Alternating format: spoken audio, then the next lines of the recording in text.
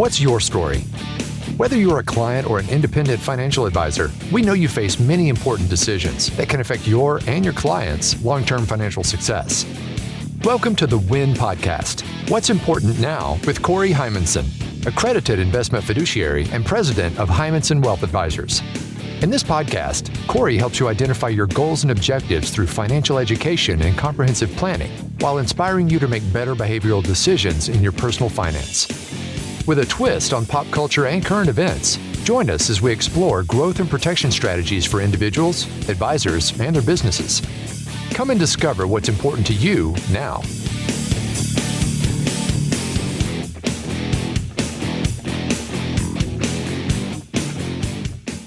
And welcome to the WIN Podcast, or What's Important Now, with your host, Corey Heimensen. Corey, my ears are hearing double. There seem to be two Heimensens in the room here.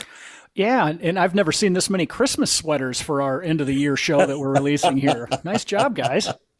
Oh, God. I'm so glad I can't see them. They're probably ugly.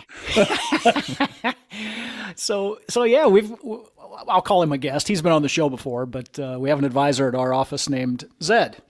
Yeah, happy to be here again. I've been on 2 times before, so kind of excited to wrap up the year here and see what we can get out there. Well, welcome, Zed. Welcome back, Zed. Yeah, thanks for having me. Hey, Corey, you know what's exciting to me about today's podcast is you challenged listeners, and it may be a case of be careful what you challenge for, because they responded. They got back to you. Yeah, absolutely. So yeah, for anyone that wasn't in attendance or hasn't listened to the last episode, basically I challenged people and, as they say, threw down the gauntlet and wanted them to try and stump us or stump me, either one, with topics or ideas to see if I could relate them to finance. Because I have what I like to say, a pretty good knack of thinking in an obscure way and tying things together. I think that's a nice way to put it, Corey. So we're going to call this episode The Gauntlet. Dun, dun, dun. Yeah, there you go. I was hoping for some background there. So what we've done, and the good news is we have at least a handful of listeners, because that's how many challenges we received already since a couple weeks ago. So I've chosen 2 that I felt maybe were doable.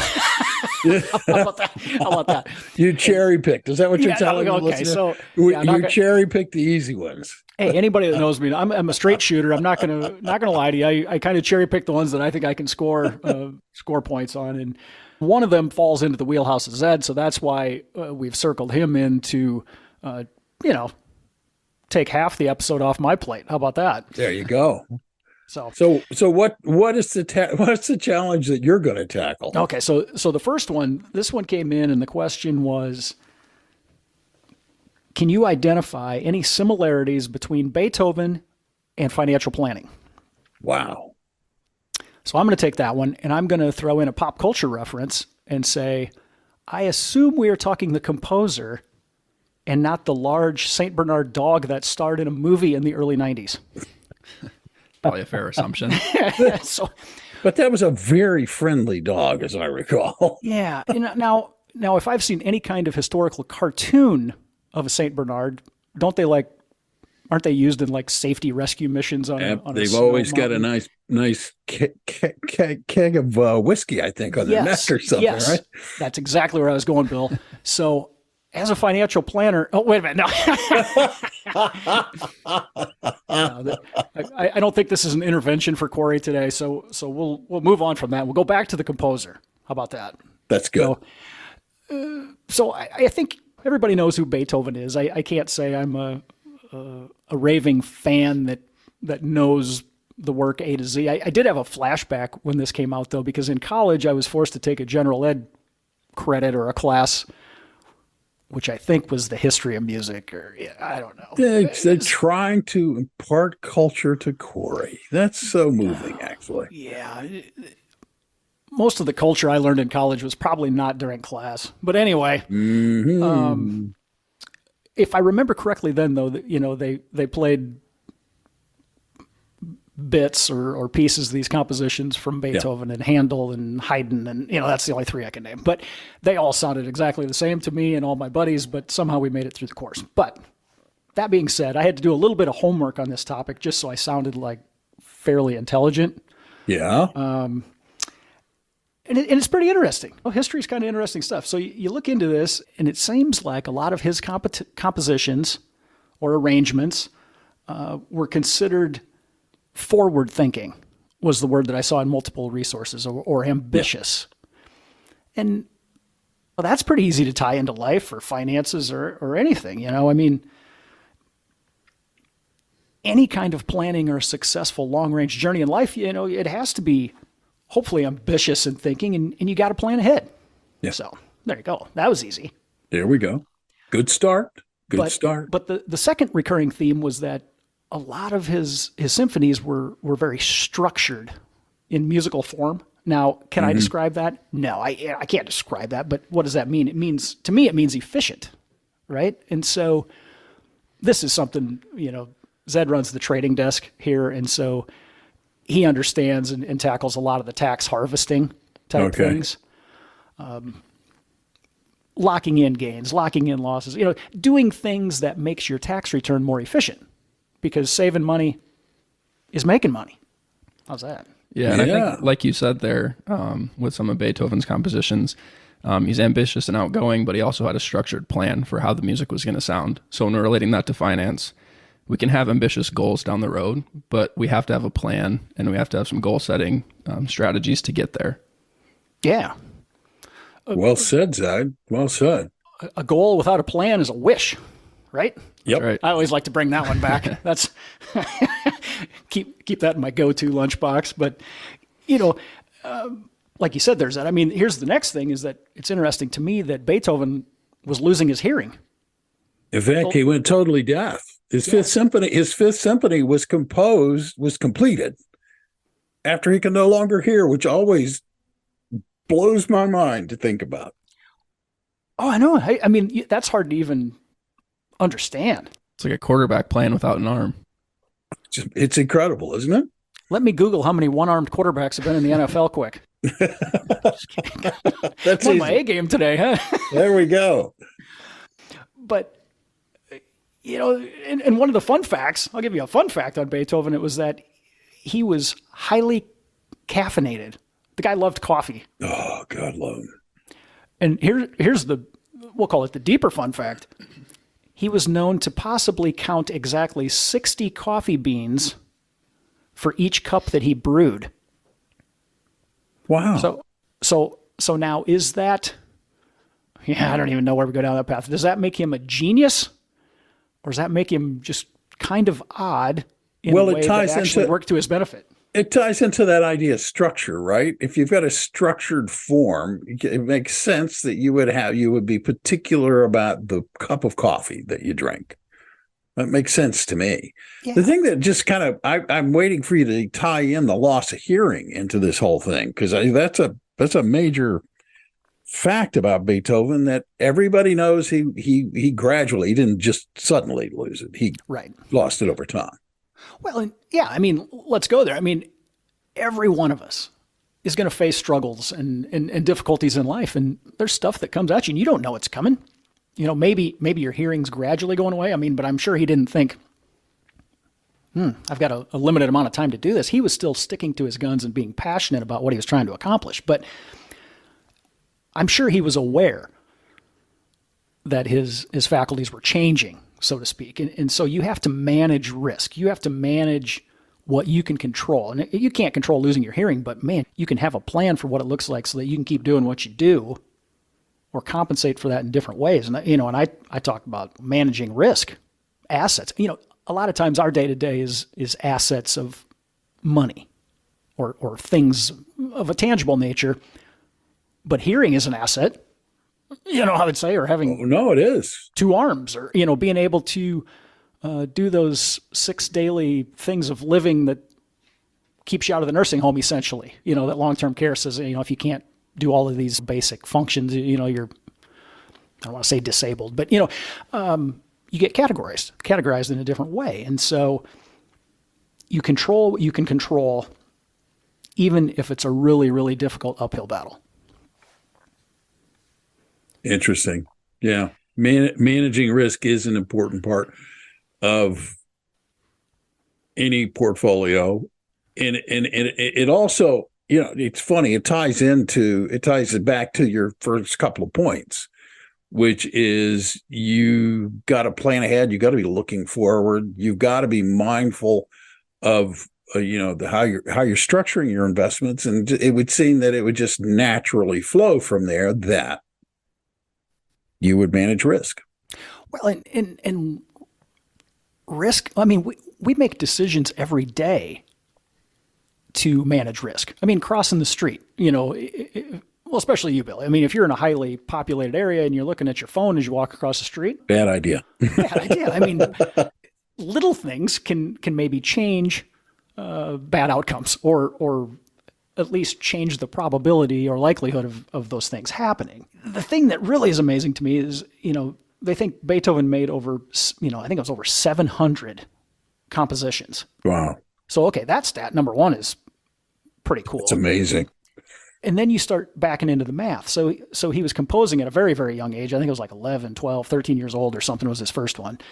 And so over 45 years, he made these compositions. Okay, so now the economics or the dot-to-dot brain of me says, well, how many hours, how many days did it take to do each one of those? And you start doing the math, backing into this. And so he's putting in like 23 days of work on each one. And it was indicated that he did about 14 hours a day on his craft. Wow. How many of us do something productive 14 hours a day in, day out for 4.5 decades? I wish I could lie and say me, but no, that's an impressive discipline. Wow.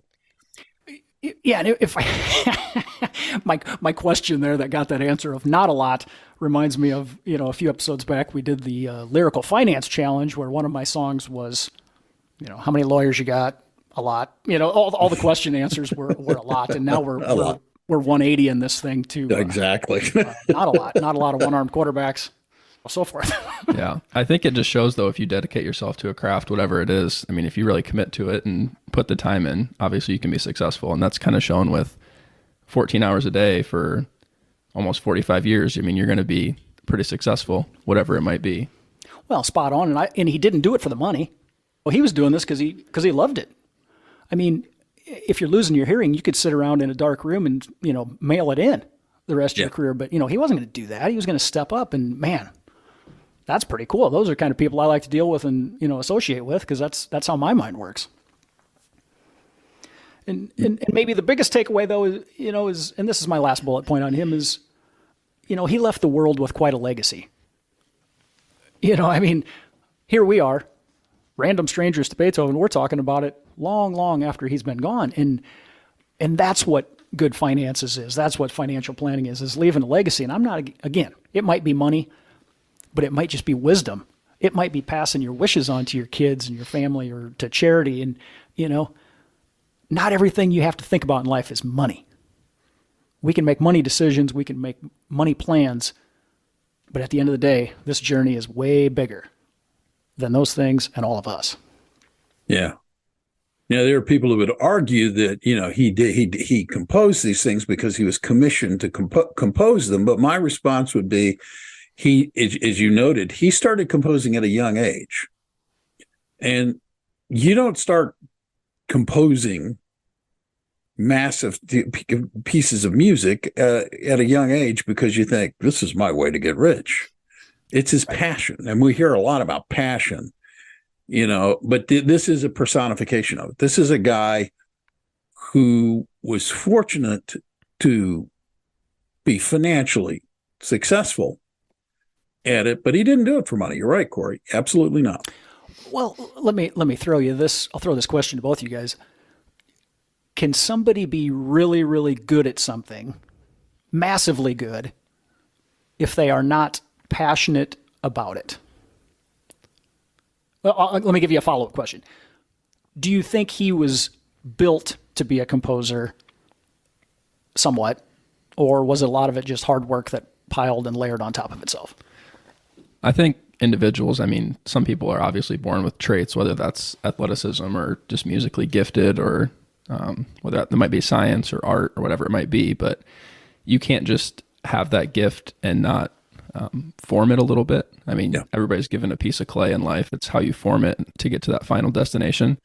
So he might have had some skills, maybe just kind of innately when he was born. But if you don't devote, like we said, 14 hours of his day to that craft, it's not going to form and develop to be as successful as he was. Oh, yeah.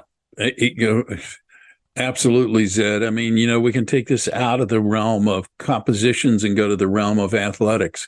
How many times do you hear people talk about, oh, that kid's got potential, that guy's got potential, that athlete is potentially something great, phenomenal, Well, the difference between potential and manifestation is Michael Phelps or Katie Ledecky, in the swim world, right? These are people who were blessed with a talent, who discipline through focus and discipline and love of their sport, in this case, developed into phenomenal athletes. Just like Beethoven obviously had a gift, but it didn't languish. He applied the discipline. He applied the structure. He brought his passion to play, and that's what brought him success. And a lot of that, sometimes you can even look at associating with the right people. I mean, whether that's athletics or the example of Beethoven, or even tying it back to finance, just having the people in your corner that are going to steer you in the right direction is essential to reaching those goals. Oh yeah. Well, I would tie it in this way, saying that, particularly in the matter of athletics, a coach, a good coach, is essential. Yeah. And I think we've talked about that too. I mean, even really, really star athletes, Michael Phelps, Tiger Woods back in the day. I mean, these people have coaches. Even once you get to the top of the heap, you can always get better. And you rely on a team to keep pushing you. You can't get lazy or get out of your routine, or things change. And I mean, Tiger Woods, I was going to say joke about Tiger Woods, but I mean, people can fall off of the pedestal, if they don't stay focused on what's at hand. So true. Didn't know we were going there today. Well, this podcast goes unpredictable places. So anybody that's been listening for any amount of time knows that. For the people who are listening for the first time, stay tuned. We've got more to talk about. We've got a second challenge to get to. Yeah, you think this is bizarre? We haven't even cracked the lid off the bizarre stuff yet. So I can go for it. So yeah, so now let's go into the second challenge. This one came in. This is the one I'm passing off to Zed. But basically, the question was, can you compare the National Lampoon's Christmas Vacation movie with investing? Yeah, so I guess we're moving to a much less serious note here. For anybody that's ever watched the movie, it's comedy, but actually kind of funny. Growing up, we always watched this with my family every Christmas year, probably starting upper elementary school and middle school. So I'm quite familiar with the movie. So I guess that's how I got roped into this episode. But yeah, the movie released in 1989. It starred Chevy Chase as Clark Griswold. And I guess the plot essentially kind of focuses on the Griswold family trying to throw the perfect Christmas get-together. But that's kind of ruined by a series of unfortunate events, from a squirrel in the Christmas tree to some unexpected house guests, and then a ruined Christmas bonus from Clark's employer. So that's kind of the general landscape for the audience if you haven't seen the movie before. But quite a funny movie. So if you don't have plans this Christmas weekend, I would go out and watch it if you can, stream it. My first takeaway, though, is, I don't think this is really a spoiler if we talk about this movie, because most likely everybody's seen it. But I like the fact that he had made a down payment on a new swimming pool for his family, banking on this Christmas bonus. Oh, gosh, yeah. And how many people do that in life? I mean, there's no sure things. You know what I mean? Yeah. And I mean, that's one of the first topics that we were going to relate back to investing and finance a little bit. So yeah, Clark was dreaming about building that swimming pool in his house, made the down payment, and Christmas rolls around and he receives a subscription to the Jelly of the Month Club from his employer. So needless to say, he wasn't very impressed. But I guess it kind of just serves as a reminder to all of us, we can't become over dependent or overly reliant on one thing in life, whether that's a source of income, source of funds for retirement. Specifically in the investing world, I mean, we can look at, there's so many different options for where you want to put your assets, whether that's equities, fixed income, real assets. We don't want to be over reliant on one category. And I know Corey has preached diversification in individual client meetings and on this podcast over and over again. But I think this just kind of serves as a reminder that we need to be diversified and not be over reliant on that one source of income or one asset class. Well, but also, Corey, it seems to me this is a perfect example of not counting your chickens before the eggs are hatched, right? Park thought he was going to get a massive bonus, and he behaved as though it had already happened. And when the Jelly of the Month subscription comes along, wow. It is the gift that keeps on giving. but yeah, maybe the reason that families like to watch this show is just the hijinks and the circus of the family. And now, I mean, pretty much every one of us knows we've been to those family events where you go into it and somebody's going to piss you off, or somebody's going to say something stupid, or whatever that means. But at the end of the day, family's family. Right. And you overcome those things, I think, to remember the good stuff later in life as the journey sees the sunset, so to speak. And you think Corey goes off on tangents. I'm going to go off on one here. Oh. So, I mean, you kind of talked about maybe counting chickens before they hatch or whatever. College football season, there's a segment on ESPN with Scott Van Pelt called Bad Beats, sports betting. So college football time of year kind of reminds me of that. Some people, whether they like to or not, maybe do a little bit of wagering on college football. Sometimes people might be cashing their bets before they actually win. And that show kind of talks about a little bit, shows some late game hijinks, whether it's a pick six at the end of the game to cover the spread or something like that. Just kind of reminded me of that a little bit. Yeah, I mean, anybody that's lost by the hook, and those of you that know what that means, know what I'm talking about. It's, there are no sure things. I said that a little bit ago, but you just got to be ready and you got to adapt. And again, if you choose to go to a casino or to wager on outcomes of things, moderation is key in life, whether it's red meat or exercise. Exercise shouldn't be in moderation, I guess. I don't know. I don't even know where I was going with that. But I noticed I didn't say anything because I thought, let me just stand back and listen to where this one's going to go. Well, and even that line of thinking right there, or building that pool that you maybe can't afford. I mean, a lot of our focus in society is stuff. And so we chase the golden ring by ways that we think might be able to help us cut a corner. And at the end of the day, I've done this a long time and I've dealt with a lot of people, and you can't cut corners. You got to work hard. You got to save hard, invest, and time is really what drives the outcome of things. Control what you can control, but man, stick on the plan, stick on the journey. You don't have to watch your portfolio 14 hours a day if you team up with a firm that watches it 24/7, and we do that with technology. Yeah. And reining this back into the movie here, this kind of ties into the next topic. So holiday spending and budgeting. So Clark is kind of hell-bent on throwing the greatest Christmas party of all time, whether that's putting tens of thousands of Christmas lights on the house or going to cut their own Christmas tree in the forest. But I mean, just kind of seeing that throughout the course of the movie, these things don't all go right.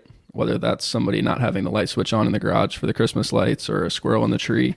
I think in the end, we realize that all these things, they might be fun to do and plan and show off maybe to the neighbors. But at the end of the movie, you kind of realize that the true value of Christmas is just being with your loved ones. So no matter how much we overspend or over worry about things in life, sometimes the value is just like the topic of this podcast. I mean, what's important now, and just kind of focusing on whether that's family or your values or your goals in life, and not necessarily over worrying about the minute details. Right. No, that's spot on. And, you know, the other thing that came to my mind in reading these topics was the word classic or what is a classic?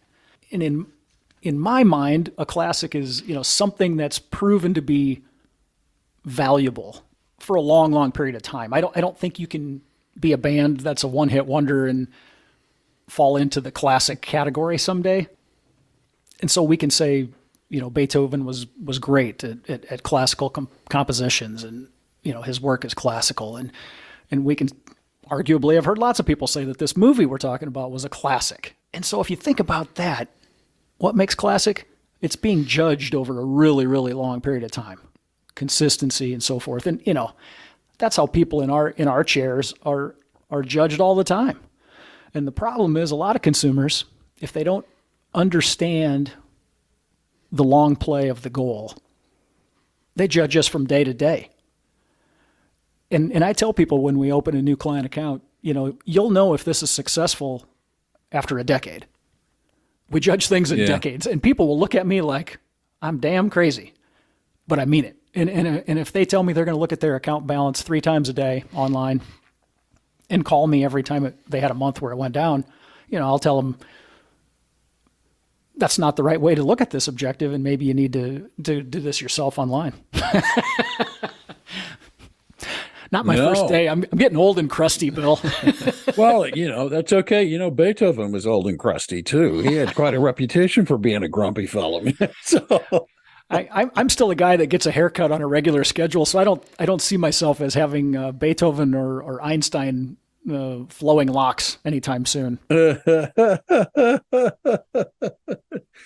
It's true, though, you know, and maybe that's a good way to close out this particular edition of the podcast, in that, you know, I think you're right. I was looking at and thinking there is a theme here of classic, and you hit on it.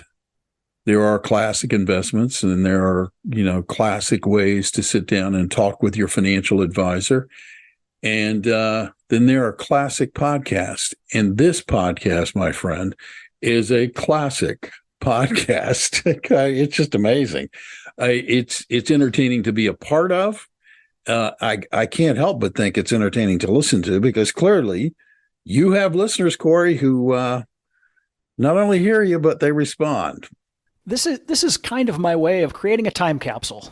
So 200 years from now, if they haven't improved science to where I'll still be sitting here doing this podcast, people will be able to go back in time and think, that guy was either a genius when he coined the what's important now thinking of financial planning, instead of just making all these charts and graphs that a lot of people do right now, or he was an entertainer. I don't know. Or maybe, well, you know, it's not like an either or. You know, you can be an entertaining financial advisor. You know, you can do those things. Absolutely. Well, and we've said that it doesn't matter who you team up with in the professional world. You want to deal with people you enjoy talking to. And so that's what we strive to do too. Totally. And then, speaking of that, for folks who are listening who are thinking, I think I could probably want to be engaged with that guy. How can people reach out and get a hold of y'all? Yeah, give us a call. Any member of our team's happy to answer the phone and pick it up and talk to you. That's 800-657-4316. Excellent. Thank Zed. Thanks for coming in and throwing in your 2 cents on this podcast. Corey? Yep. I think we completed the gauntlet. I think you did. Listeners, do you think you did? I ask with trepidation. We knock these out and release them every 2 weeks. So bring it on, listeners. There you go. Oh, man. There it is. Bring it on. Okay. Okie dokie, listeners. Bring it on.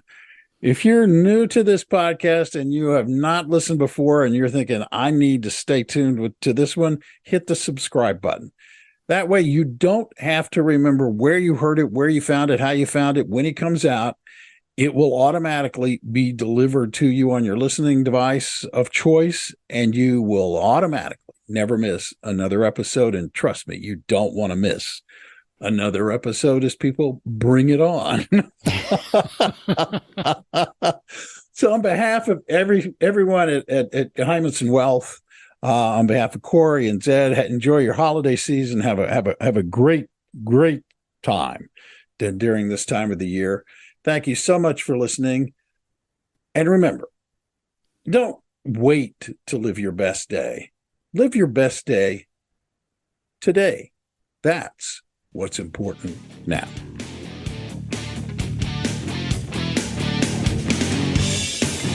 Thank you for listening to the WIN Podcast. What's important now? The show that helps you achieve your financial dreams.